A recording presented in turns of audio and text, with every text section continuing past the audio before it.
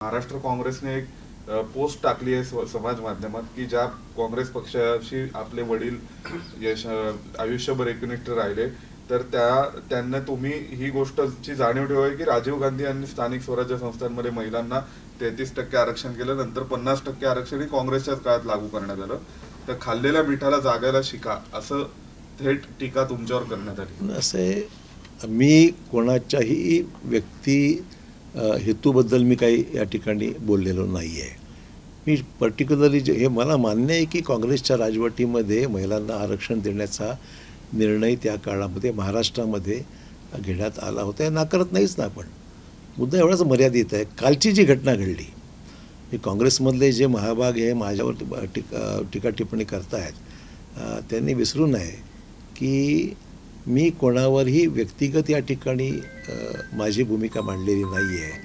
काल जे घडलं त्याच्या संदर्भातली जी जाणीव मला दिसली किंवा जे काय गोष्टी मला दिसल्या त्या अशा आहेत की काल खरं म्हणजे देशामध्ये एवढा महत्त्वपूर्ण निर्णय होत असताना विरोधकांनी विनाकारण खो घातला त्याच्यामध्ये. विनाकारण ती आडवाआडवी जी केली त्याला काही कारणं नाही आहेत. बस म्हणजे महिलांना आरक्षण देण्याविषयी कोणाला दुमत नव्हतं.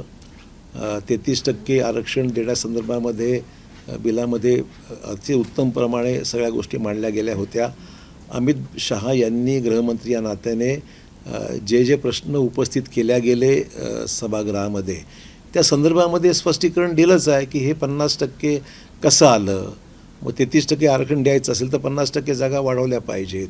मग हे करायच्या संदर्भामध्ये जी प्रक्रिया आहे त्यांनी पूर्ण करून दाखवली. आणि ते म्हणले मी फ्लोर आजही मी त्या अमेंडमेंट ज्या काही तुम्ही सुचवलेल्या आहेत त्या करण्यासंदर्भात मी तयार आहे असं त्यांनी थोडक्यामध्ये डिटेल त्यांनी विषय मांडला. थोडक्यात सरकारची पूर्ण राजकीय तयारी कालच्या आणि प्रशासकीय त्या पद्धतीने हे सगळ्या गोष्टी त्यांनी काल स्पष्ट केल्या त्या गृहमंत्र्यांनी.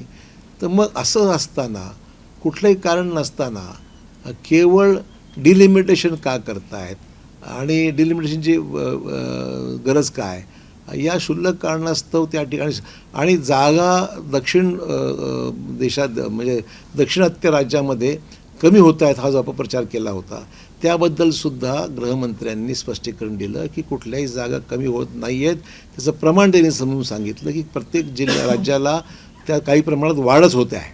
म्हणजे तिथे कुठे जागा कमी होत आहेत असं चुकीचा प्रचार केला जात आहे. प्रत्येक राज्यामध्ये जागा वाढत आहेत. हे तरी सगळ्या गोष्टी स्पष्टीकरण दिलं असताना मग त्याला 2/3 मेजॉरिटीने पास करण्यासंदर्भात हे स्पष्ट होतं की भाजप स्वतःच्या अलाईज धरून काही ते शक्य नव्हतंच.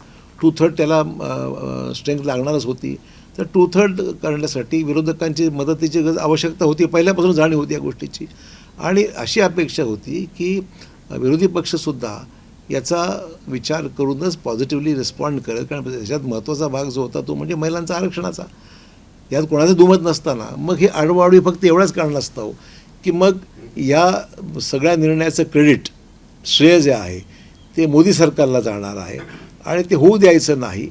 याच फक्त भावनेने केलेला विरोध आहे असं माझं स्पष्ट मत आहे. सर, याच्या अगोदर देखील वेगवेगळ्या मुद्द्यावरती तुमच्यावरती तुमचं बॅकग्राऊंड किंवा तुमच्या फॅमिलीचे बॅकग्राऊंड पकडून काँग्रेसचे नेते सातत्याने टीका करत असतात.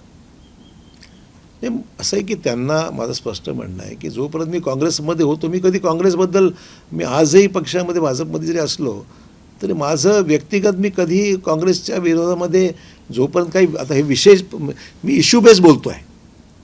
हे माझे वडील काँग्रेसमध्ये होते मी काँग्रेसमध्ये होतो हे याच्यात लपून काहीच नाही ना.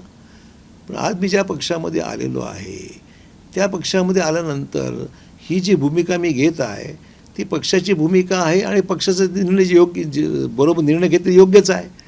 मग योग्य निर्णयाचं समर्थन करणं चुकीचं काय? त्या विषयावरती टीका करत असताना तुम्हाला असं वाटतं वैयक्तिक टीकेकडे काँग्रेस जात आहे? त्यांना दुसरं काय आता मुद्दा विरोधकाचा राहिलाच नाही आहे. अशोक चव्हाण 40 वर्षापूर्वी कुठे होते मग आज कुठे आहेत ही तुलना तर अशी